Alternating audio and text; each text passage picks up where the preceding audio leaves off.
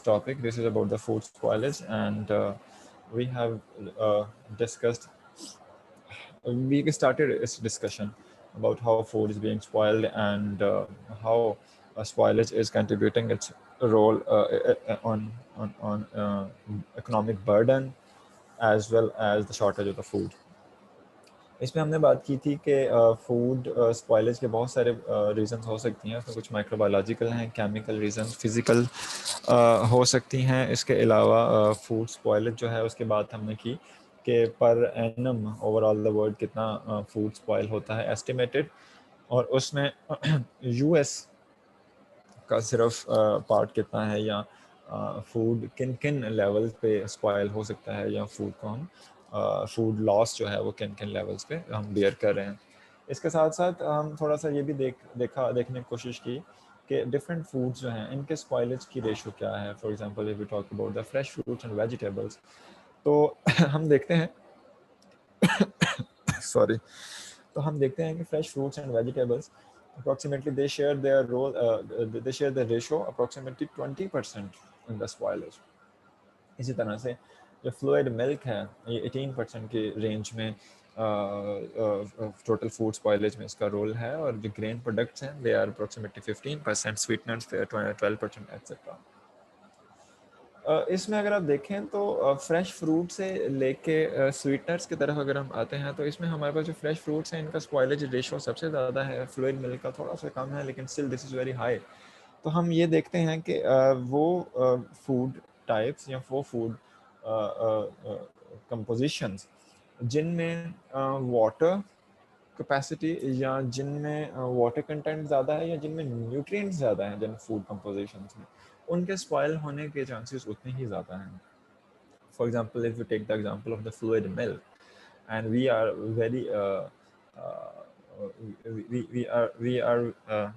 we are comfortable with it that the fluid milks they are prone to spoil because they have rich content of the nutrients. For example protein content है, carbohydrate content है, या इसके अलावा इसके अंदर water content है। इसी तरह से जो fresh fruits and vegetables हैं इनके चांसेस भी स्पॉइल होने के इसीलिए ज़्यादा हैं कि एक तो इसमें वाटर कंटेंट, न्यूट्रिएंट्स, और दूसरा जो नेचुरल स्किन्स हैं उनकी फ्रूट्स एंड वेजिटेबल्स की, अगर ये रप्चर हो गई हैं खुदा न खास्ता ड्यूरिंग ड्यूरिंग ट्रांसपोर्टेशन, तो फिर फूड के स्पॉइल होने के चांसेस उसी तरह से इन्हांस होते हैं। अब जितना भी फूड स्पॉइल हो रहा है ओवरऑल इन द वर्ल्ड, उसका 25% स्पॉइल जो है that is just due to the micro organisms. Microorganisms they are playing their role, and we know that microorganisms they are ubiquitous, they are present everywhere, they are present in the water, they are present in the air.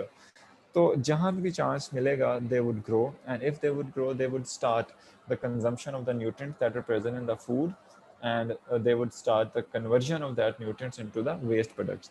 Waste products कह लें या by products कह लें या alternate products कह लें, but हम उनको बाई प्रोडक्ट्स इसलिए कंसिडर करते हैं बिकॉज हमारे यूजेज की नहीं है। फॉर एग्जांपल अगर मिल्क के अंदर न्यूट्रिएंट्स मौजूद हैं in the form of the proteins and the carbohydrates, and spoilage bacteria उन पे ग्रो करते हैं और उनसे कुछ बाई प्रोडक्ट्स बनाते हैं, ऐसी बाई प्रोडक्ट्स बनाते हैं जो कि हमारे लिए यूज़फुल नहीं हैं, तो हम हमारे लिए वो वेस्ट के तौर पे ही कंसिडर होगी, because we would say microorganisms they are growing on the nutrients and they are converting the nutrients in unwanted products.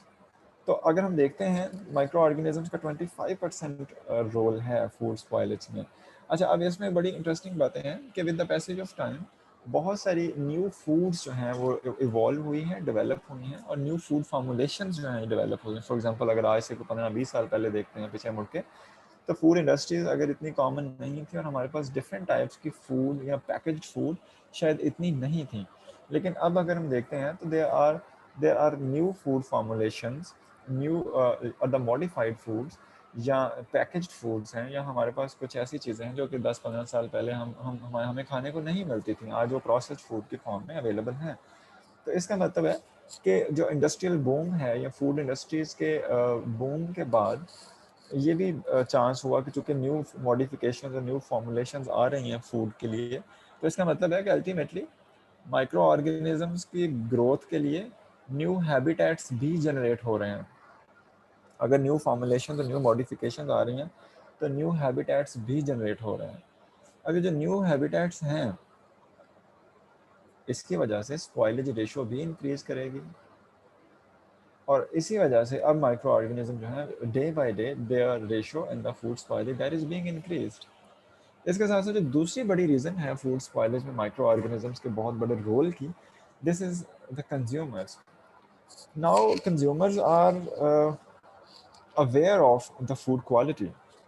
हमारी अब ये चॉइस होती है कि we want the fresh food, हमें फ्रेश फूड चाहिए। तो फ्रेश फूड जो है from farm to the consumer, इस पूरी चेन में फार्म से कंज्यूमर तक पहुंचाने के लिए फ्रेश फूड के केस में हमारे पास बहुत सारी चीज़ें जो हैं उसमें कंप्रोमाइज़ करना पड़ता है। उन पे फूड में बहुत सारे प्रिजर्वेटिव्स ऐड नहीं किए जाते, क्योंकि कंज्यूमर अब फूड क्वालिटी के पॉइंट ऑफ व्यू से बहुत कॉन्शियस है, और ऐसी फूड्स को कंज्यूमर लाइक नहीं करता, जिसकी वजह से बहुत सारी फूड प्रोसेस्ड फूड्स या बहुत सारी जो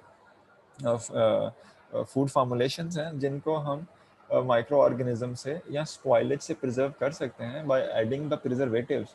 लेकिन चूंकि कस्टमर चाहता है कि फ्रेश फूड मिले एंड ऑर्गेनिक फूड मिले विदाउट एनी प्रिजर्वेटिव, इसकी वजह से उसमें प्रिजर्वेटिव्स ऐड नहीं किए जाते, और जिसकी वजह से स्पॉइलेज के चांसेस बढ़ते चले जाते हैं। और इसके साथ साथ अब because consumers are very conscious nowadays, तो इसमें जो पेस्टिसाइड्स का यूजेज है फ्रूट्स एंड वेजिटेबल के पॉइंट ऑफ व्यू से अगर हम देखें तो जो पेस्टिसाइड्स का यूजेज है उसको भी डिस्करेज किया जाता है, क्योंकि pesticide they are considered as harmful for the health issues के पॉइंट ऑफ व्यू से पेस्टिसाइड्स को नेगेटिव कंसिडर किया जाता है। तो कस्टमर या कंज्यूमर ऐसी फूड्स को डिस्करेज करते हैं जिनमें पेस्टिसाइड्स का यूजेज हो। So if the pesticides are not being applied, it means that there are more chances of the food spoilage. So consumers की जो demand है कि fresh food and food without the pesticides available हो, this is also a factor to increase the spoilage ratio for the foods and the vegetables specifically and different food formulations. तो अभी तक जो हमने पढ़ी है कि दो रीजंस हो सकती हैं फूड स्पॉइलेज की। एक तो न्यू फॉर्मुलेशंस या न्यू हैबिटेट्स जनरेट हो रहे हैं, और दूसरा क्या है कि जो कंज्यूमर्स हैं their choice is to take the fresh foods and the foods without the pesticides. ठीक है, तो ये दो रीजंस हमारे पास आए। इसके अलावा अब जो कि 25% वेटेज जो है ये स्पॉइलेज में माइक्रो ऑर्गेनिजम्स का है, बाकी बहुत सारा पोर्शन जो है वो उसमें केमिकल है या उसमें फिजिकल डैमेजेस हैं फूड्स के। तो अगर हम देखते हैं कि माइक्रो ऑर्गेनिजम्स में जो स्पेसिफिक एजेंट्स हैं उसमें bacteria, fungus and moulds, they are very common, they use to grow on the bacteria on the food. For example अगर बैक्टीरिया की बात करते हैं तो their growth rate is very fast as compare to fungi and the moulds.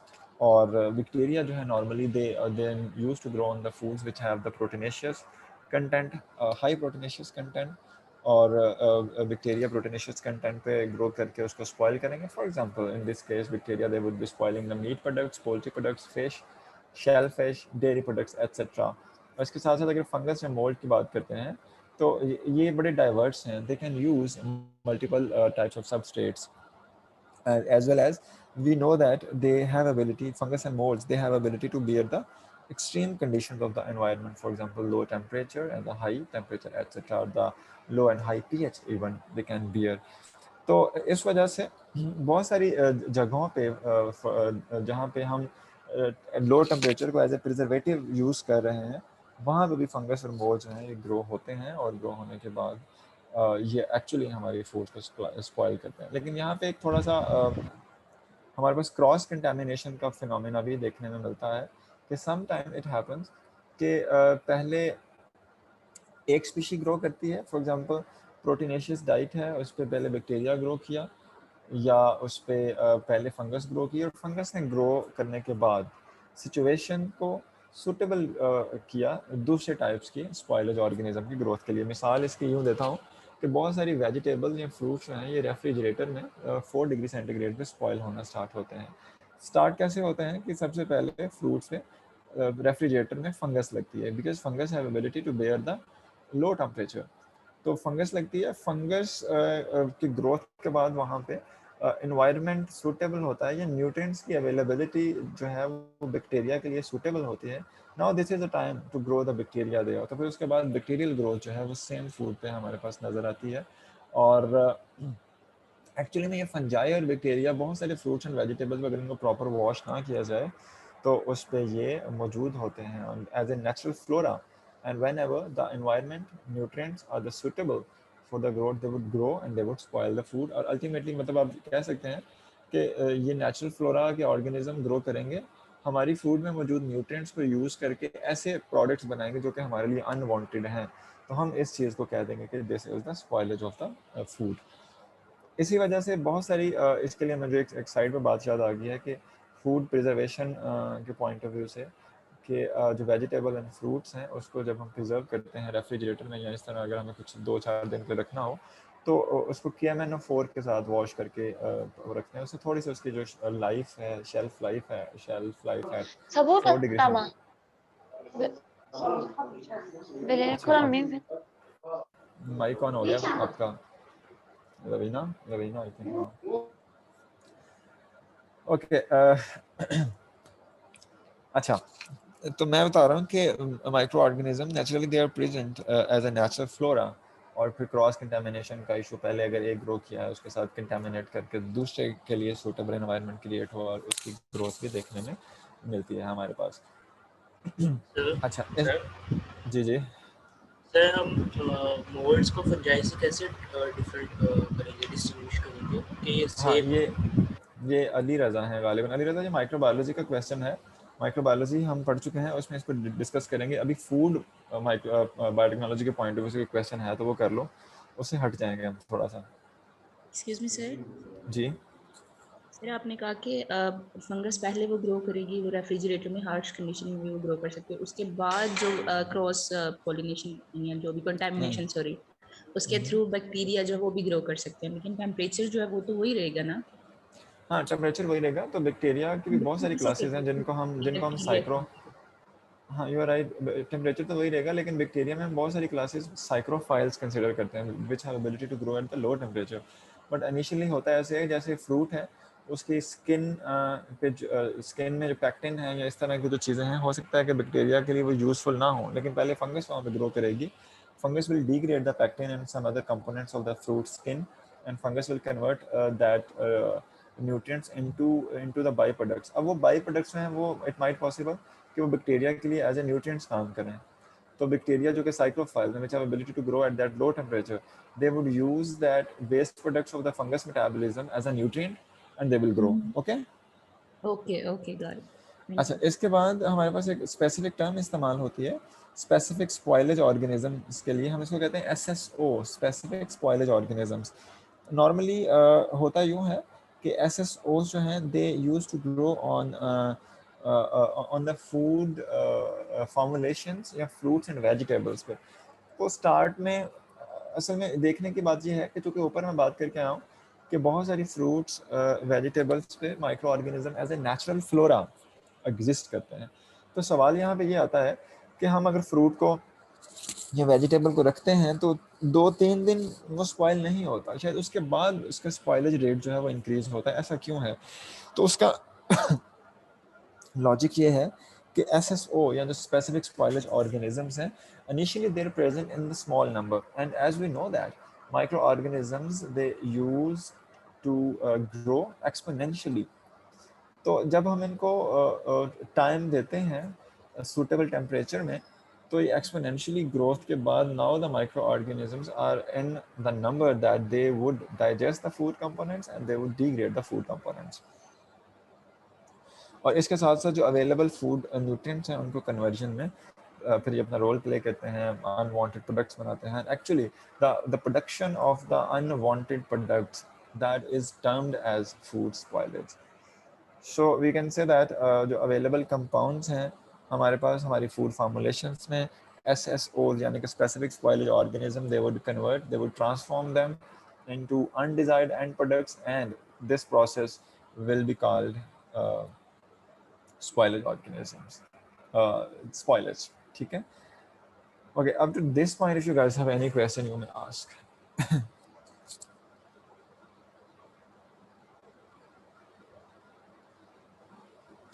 Okay, I suppose there is no question. आगे थोड़ा सा move करते सर हैं। जी जी। सर जो स्वीटनर्स हैं जितने भी फूड प्रोडक्ट्स सर उनका स्पॉइलेज रेट क्यों कम है? स्वीटनेस, जी बस सर। आगे थोड़ा कोई एग्जांपल। एग्जाम्पल सर, अगर सर कुछ मतलब क्या कहते एस्पार्टेम हैं थोड़ा होममेड ही स्वीट। कुछ चीज देख लें तो वो मतलब वो उनका स्पॉइलेज रेट यानी कि टाइम जो होता है वो कम मतलब होता है। आप, नहीं आप स्वीटनर्स की बात कर रहे हैं या स्वीट्स की बात कर रहे हैं? स्वीट्स की सर। अच्छा, तो वो उसमें उसमें लॉजिक ये है कि उनमें हाई कंटेंट ऑफ शुगर होता है। फॉर एग्जांपल वही उसमें फिनोमिना आता है जो जैम एंड जेलीज में आता है, हाई कंटेंट ऑफ शुगर है। इसी वजह से माइक्रो ऑर्गेनिज्म जो हैं they are their growth is difficult in the presence of that high sugar and even in the high salts. वो आपने किसी ज़माने में पढ़ा होगा hypotonic hypotonic and isotonic solutions. तो ये यहाँ पे ये वाला लॉजिक जो है ये एप्लीकेबल होगा with the foods which are rich in sugar as well as which are rich in salts. Okay. Yes sir. अच्छा जी, अब आगे थोड़ी सी बात करते हैं कि ऐसे कौन से फैक्टर्स हैं which have their effect on the microbial spoilage and ultimately on the complete spoilage of the food. इसमें तीन बड़े बेसिक फैक्टर हैं जो कि अपना रोल प्ले करते हैं। For example number one that is the genetic capability. For example the bacteria, there are some species which have ability to grow on the specific foods, on specific fruits. So we can say that there are some species which are genetically capable to grow on some formulations to convert the nutrients into the unwanted products. अब हो सकता है कि जो हमारे पास इस genetic capability की बात उसी तरह से हम करेंगे कि अब चूंकि अगर 4 डिग्री सेंटीग्रेड पे आपने फूड को प्रिजर्व किया है तो यहाँ पे सारे टाइप्स के बैक्टीरिया या सब स्पीशीज ग्रो नहीं कर पाएंगी, सिर्फ वही ग्रो कर पाएंगे इस टेम्परेचर पे जो कि जेनेटिक कैपेबिलिटी रखती हैं इस टेम्परेचर को बेयर करने के लिए। So that's why this is an important factor that microorganisms they depends upon their genetic capability to grow in the specific environments on the specific nutrients to destroy or to damage the food nutrients. And number two, that is the intrinsic characteristics of the product. Intrinsic characteristics means that the internal conditions or the internal formulations. For example, जैसा कि मैंने पिछली slide में बात की है कि अगर हम मिल्क की बात करते हैं या milk is the diet type of diet which is enriched with the nutrients. So this enrichment of nutrients in case of the milk that would fall in the intrinsic characteristic of the product, because the richness of the nutrients, this is intrinsic characteristic of the milk product. Extrinsic characteristics में हमारे पास अगला तीसरा point आएगा extrinsic characteristic. इसमें हमारे पास आएगा the handling and the storage. ये एक बार रिपीट कर दीजिए। मुझे आपकी आवाज़ नहीं आई, क्या कह रहे हैं? सेकंड सर वो वन कह रहे हैं इंट्रिंसिक, दोबारा रिपीट।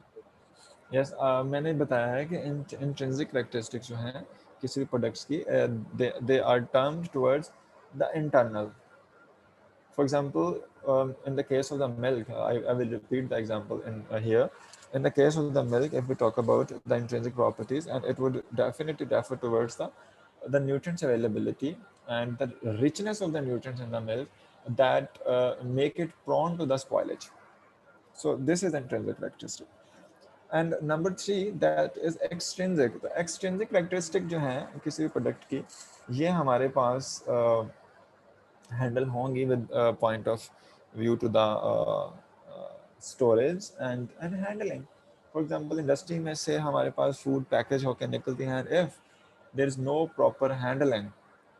अगर उसी तरह बात करें पेस्चराइज्ड मिल्क की बात कर लें, पेस्चराइज्ड मिल्क जो है इंडस्ट्री से पेस्चराइज हुआ, अब वो कंज्यूमर तक पहुंचने तक उसकी कोल्ड चेन मेंटेन रखना ज़रूरी है।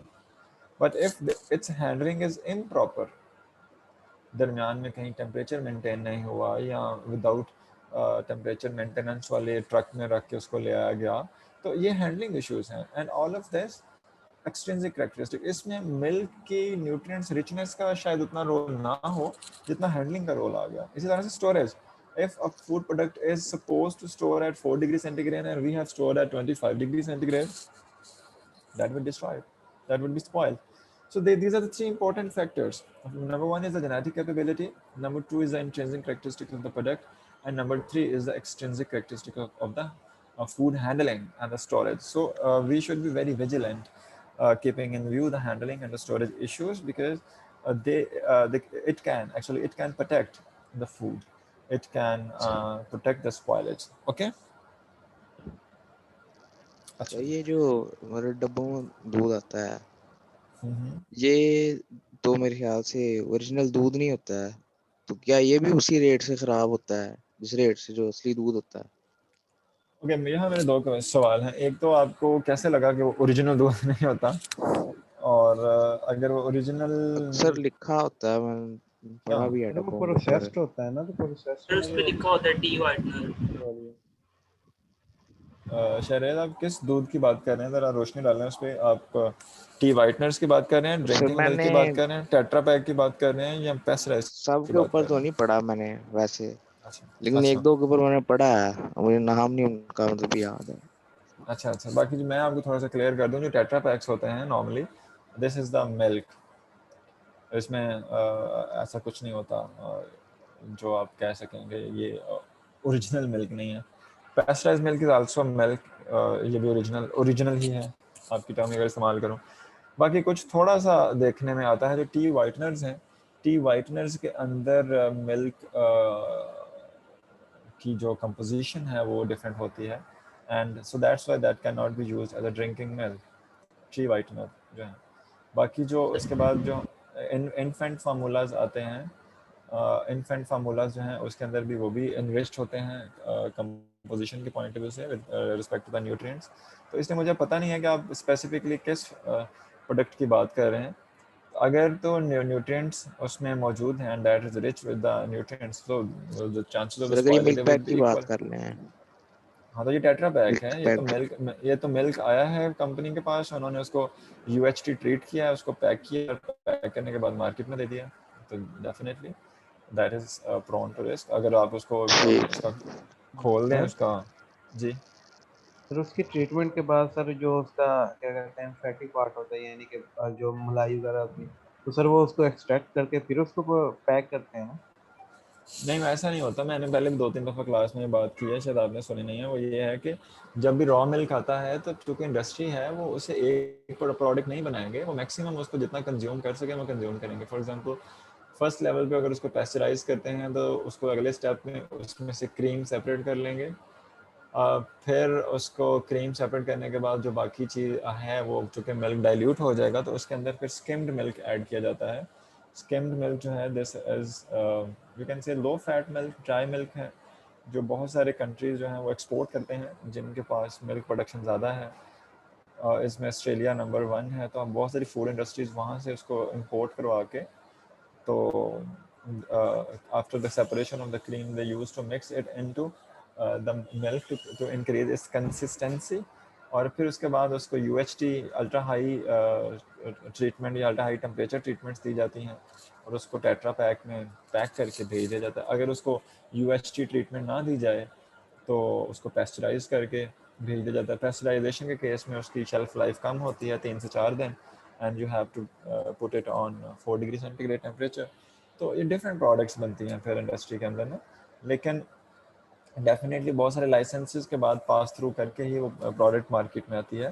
तो इस वजह से उसके अंदर न्यूट्रिएंट्स डिफर कर सकते हैं, लेकिन ऐसा नहीं होता कि उस टेट्रा पैक में या उस पैकेज्ड मिल्क में न्यूट्रिएंट्स बिल्कुल नहीं होते और this is fake thing. No. हाँ, जो टी वाइटनर्स हैं उनका एक अलग सिनेरियो है, क्योंकि टी वाइटनर जो है, they are not suppose to provide you the nutrients. वो तो चाय को वाइट करने के लिए इस्तेमाल होते हैं. यस, डेफिनेटली उनकी फिर न्यूट्रिशन जो है वो डिफरेंट होती है. ओके. सर ये भी ऑब्जेक्शन तो उठता है कि अगर जब हाई टेम्परेचर दे रहे हैं मिल्क को, तो उसके अंदर से जो न्यूट्रिएंट्स है वो सारे खत्म हो जाते हैं, तो आप इसी पे एक वाइट सोल्यूशन ही भेज रहे हो. नहीं, ऐसा नहीं होता. हमने माइक्रोबायोलॉजी के पॉइंट ऑफ व्यू से अगर हम बात करें, तो जितना हाई टेम्परेचर होता जाता है उतना टाइम कम होता जाता है. आपको याद होगा हमने किसी ज़माने में पेस्चराइजेशन की बात की थी, तो if we use the pasteurization temperature 70 degree centigrade and we would treat the milk for 15 seconds, अब 70 डिग्री सेंटीग्रेड से जितना टेम्परेचर बढ़ता चला जाएगा ना उतना टाइम कम होता जाएगा। तो जो मैं UHT की बात कर रहा हूँ, इस केस में टेम्परेचर जो है वो इंक्रीज होता है और टाइम आ जाता है 1 to 2 सेकंड्स के लिए, मतलब एक फ्लैश के लिए आता है, सिर्फ 1 to 2 सेकंड्स के लिए। तो इस टेम्परेचर पे अब उतना टाइम कम हो गया, तो इस टेम्परेचर पे डेफिनेटली न्यूट्रिएंट्स अगर इफेक्ट होते भी हैं, but they are not badly affected. This temperature is ultimately being used to destroy the spoilage organisms. तो इस वजह से इसमें डेफिनेटली न्यूट्रिएंट्स हैं। और उसके बाद फिर जो प्रोसेस्ड मिल्क होता है ये वाला, इसके बाकायदा एनालिसिस होता है उसके न्यूट्रिशन पॉइंट ऑफ व्यू से, और अगर उसे मार्केट में आने का लाइसेंस है तो डेफिनेटली दे हैव समथिंग। आप देखते हैं कि उनके बॉक्स के ऊपर जो न्यूट्रिएंट्स मेंशन होते हैं वो उसके ज़िम्मेदार होते हैं, अगर किसी आप रिलायबल कंपनी का यूज़ करें तो उसमें होता है। तो यही लॉजिक है कि whenever we use the high temperature then we would use it for minimum time, ताकि हमारे न्यूट्रिएंट्स जो हैं वो डिस्ट्रॉय ना हो जाए। ओके सर अगर हैंडलिंग और स्टोरेज में अगर हम लापरवाही कर रहे हैं तो जो प्रोडक्ट है हमारी वो उसकी शेल्फ लाइफ डिक्रीज होगी या सीधा वो उसकी तरफ एक्सपोजर हो जाएगी स्पॉलेज की तरफ? देखिए, एक तो बात आप थोड़ी सी अपने जहन में ये क्लियर रखें, मुझे इस वैसे क्वेश्चन की तुक समझ में नहीं आई, लेकिन when ever the shelf life decreased, this is called the spoilage. Shelf life decrease होने का मतलब यह है कि फूड इज बीइंग स्पॉइल्ड। अगर इनिशियली फूड जो है वो 1 हफ्ते के लिए स्टोर हो सकती थी, एंड नाउ अगर वो 2 दिन के लिए सिर्फ सर्वाइव करे, इसका मतलब food is being spoiled. Okay, anyone else?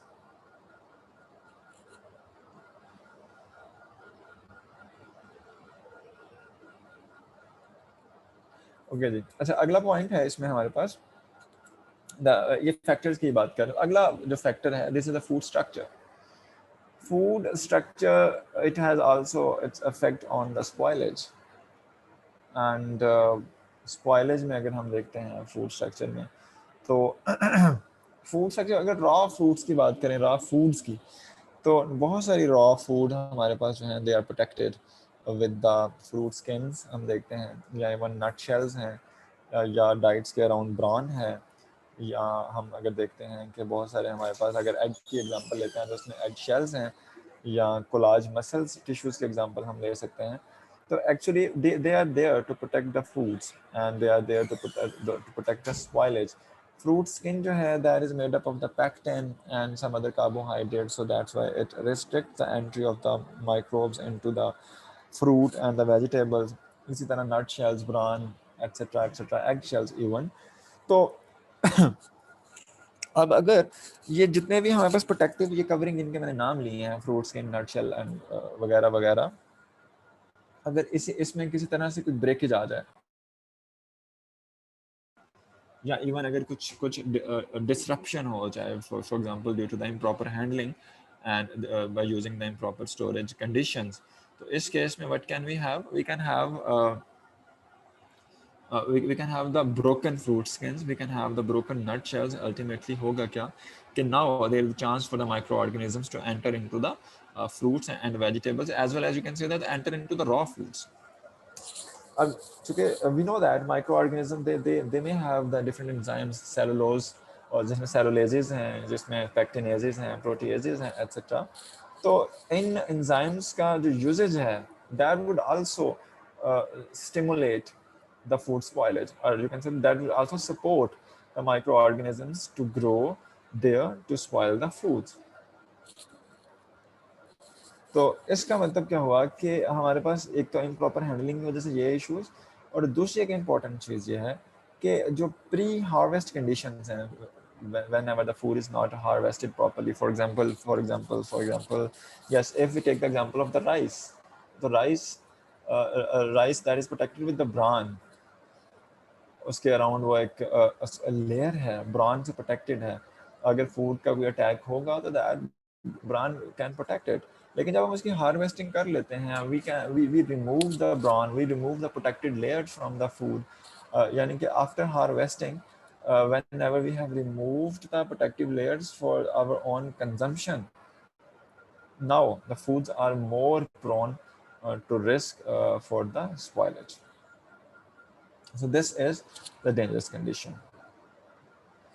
इसका मतलब है कि प्री हार्वेस्ट कंडीशन में तो नेचर ने प्रोटेक्शन रखी है,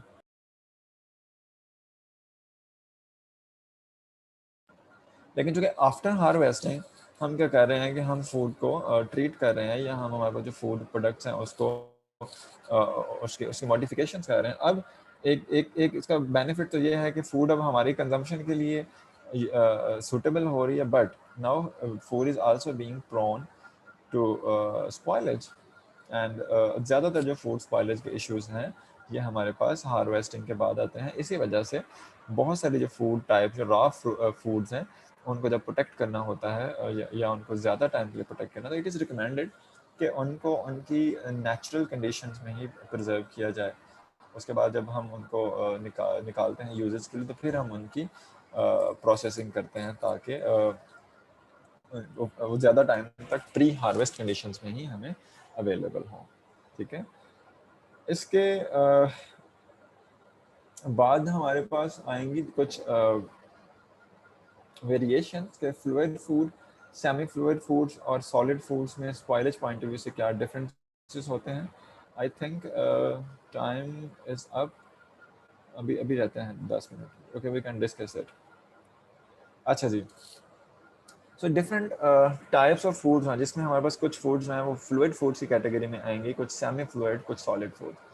अब जो फ्लूइड फूड्स होती हैं ये बहुत जल्दी स्पॉइल होती हैं, बिकॉज इन द फ्लूइड और in the liquid environment microorganisms they used to move.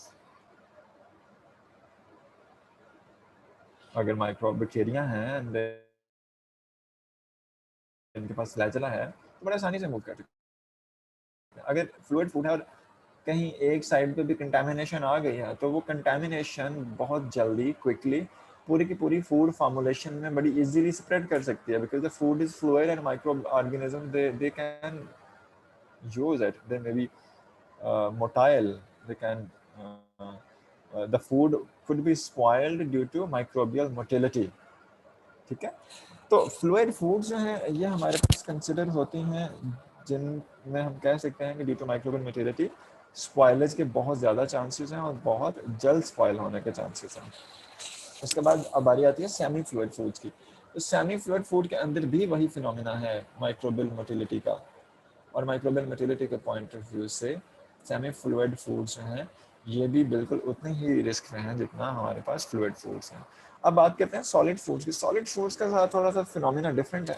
For example, अगर सॉलिड फूड का एक पैकेज है और उस पैकेज को इन अप्रोप्रिएट हैंडलिंग की वजह से पैकेज ब्रेक कर गया या उस पैकेज की आउटर सर्फेसिस पे कंटामिनेशन आ गई है, अब चूंकि वो सॉलिड फूड है तो कंटामिनेंट्स जो हैं they are non motile in the solids usually,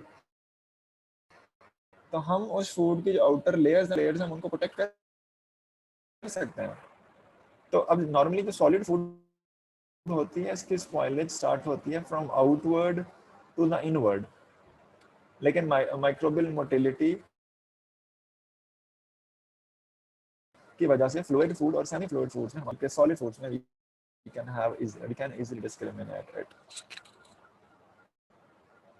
Okay, so these were some factors which are important to spoil the food.